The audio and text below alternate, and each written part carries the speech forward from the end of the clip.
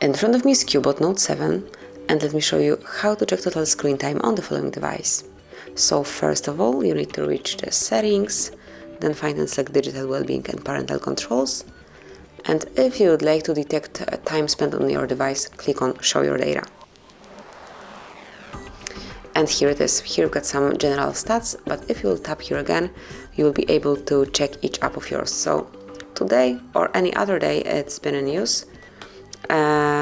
You can pick some particular app and check for how long it has been in use. So let me go back there.